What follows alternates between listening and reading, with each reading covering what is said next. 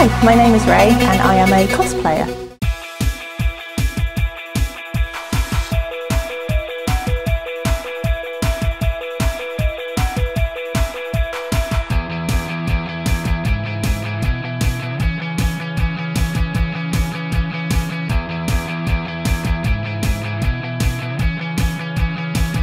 Cosplay is costume play and it originated from Japan. It's basically when people not only just dress up as their characters, they also act them out. So be it zany, scary, serious, that's what cosplay is all about. My first costume was 5 years ago and was Sailor Mars from Sailor Moon, which is my favourite anime of all anime and manga. And I also play video games, which I love. So I have actually cosplayed as quite a few game characters like Final Fantasy genre, the Tales of franchise. So yeah, I really enjoy video games. Climb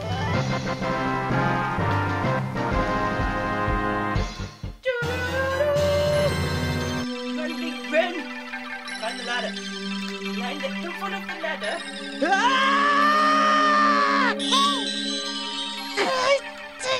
I do tend to spend a bit too much time playing them. So it's all good fun, and my partner, he's not into anime at all, like me, but he does like gaming, and so we do have that in common. Let me show you some of my creations.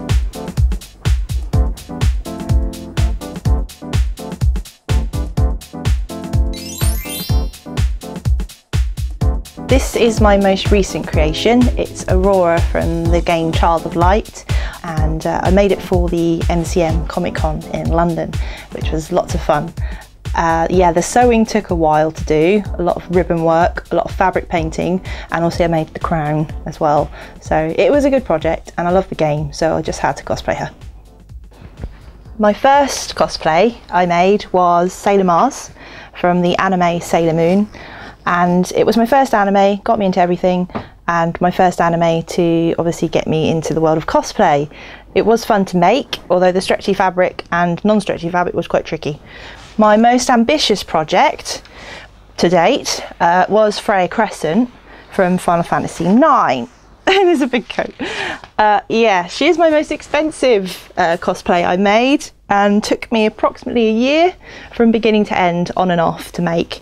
But she was so much fun and she was one of my favourite characters. So yeah, she was quite an ambition and my most expensive. My Yuki ball dress. Ta-da! I've only worn it once, so I need to wear it again, really. It's a lot of fun to wear. It's very flowy, very pretty. The design was quite hard to do, but luckily my mum's a dressmaker, so she's teaching me quite a few things. One of my most fun projects I made was Pascal. And this is just a piece of Pascal, because there's a lot to her little dungarees, and got her ready for a convention, and I've worn her to about 3 or 4 conventions because she's that much fun. She's one of those characters, and she's from Tales of Grace's F, which is a Japanese roleplay game, and she's brilliant. She's crazy and zany. She's like me on caffeine. And this is Lust from Full Metal Alchemist. And normally I do magical girls, pretty girls, brave girls. She's just one of those characters you have to do. And staying in character as her is quite hard because you do have to be, well, quite scary, really. First steps of me designing an outfit, bizarrely, is ordering the wig. Yeah, most of my projects start when I order the wig, and that's a commitment, ordering that wig. The outfit itself, I tend to start by looking at the design, see if there's a pattern already that you can work from and edit. If there isn't, then you may need to make it from scratch, which is very hard to do, I can tell you that, hand on heart. But most of the time you could do alterations, so if you're doing a dress, something like that, an edit, you can buy a dress fairly cheaply, change it, change the panels, add fabric, add sort of detailing, hemming, ribbon. The one thing that I really like doing is helping people with outfits and edits and things like that, and just making people happy with making costumes is the main thing. So how long does it take to create a costume? It can vary quite significantly. I mean, sometimes you can get a costume done in a week, sometimes in a month, sometimes, as I know for full well, a year. It just depends on how big the project, but As you make more, you realise how long things will take, how long it will take to add hem to a dress, how long it will take to add panels, how long it will take to create your weapons, that sort of thing. And once you know roughly how long that will take, you can then split it all down and decide at which point in time you're going to do which part of the project. Then you can aim for whatever event you want to go to, be it a big convention or, you know, just something locally. And that's the way that you can really plan out how to get your costume done in time. And luckily my mum was a dressmaker and she's been teaching me for the last 5 years how to make costumes and things like that. I mean, if it wasn't for her, I wouldn't have ever got into cosplay because I barely knew how to sew buttons. So yeah, the last 5 years have been quite a lot of work, but I've got a lot to show for it, and it's really down to her.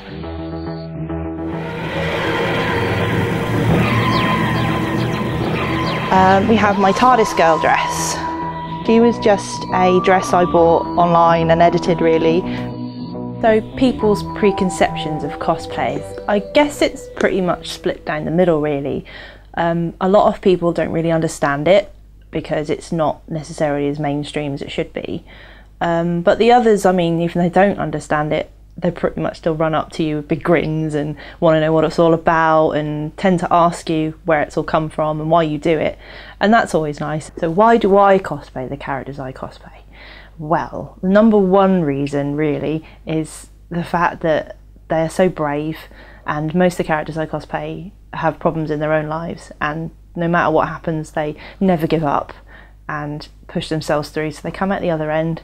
And that's really why I cosplay, because I find that if they can do it and it's, you know, not real, then why can't it happen in reality? So no matter what's thrown at you, push ahead and go for it. And it's the same with cosplay. If you cosplay, you get that confidence to have that drive and keep going no matter what happens. So that's kind of a real life analogy, really.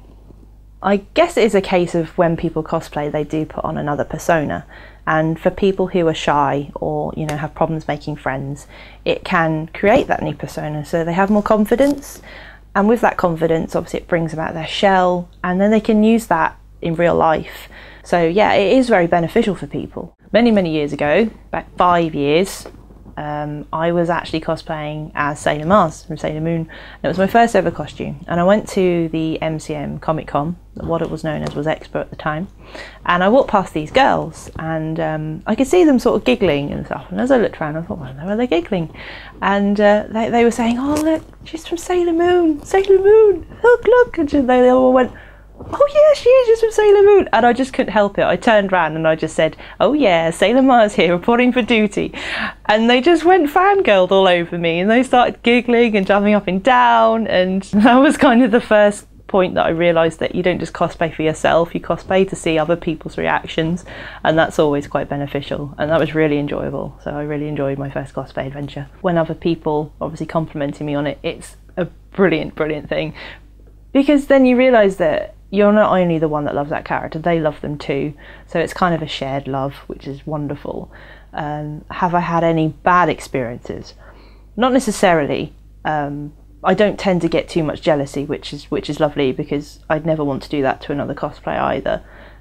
I always want to help people, and I have had other people in the past do characters I've done, and they've actually contacted me saying, well, how did you do the buttons, and how did this work, and did you find a way around this? And I've gone, yeah, I did, and I did this, and I can show you how to make things if we ever meet up. And they've been really sweet, and I like that about people. So yeah, cosplay is a nice community to be in.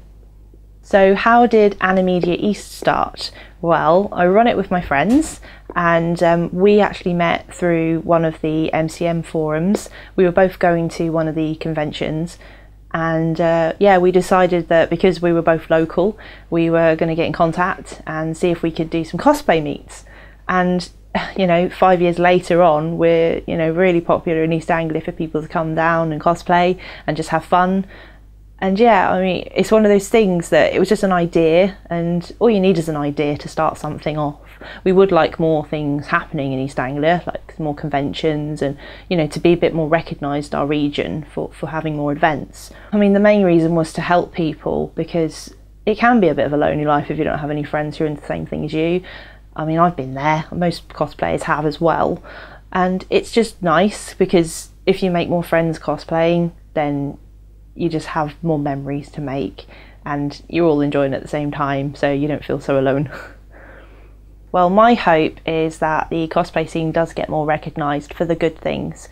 There is a lot of media attention along things like Lolita and sort of cute sort of stuff from Japan, but cosplay really, I mean, gets mainstreamed by like comic book characters and film characters, so anime and manga is growing quite quickly, and video games as well. But in terms of the scene, I just want it to be something that's not frowned upon, you know, that people can just enjoy it from the outside and from the inside. So that's my hope for the future really on cosplay. And really the main reason you cosplay is to have fun. So, you know, have fun. If you're not having fun, you're not doing it right. So that's really what I want people to do, and that's what I do every time I cosplay. So yeah.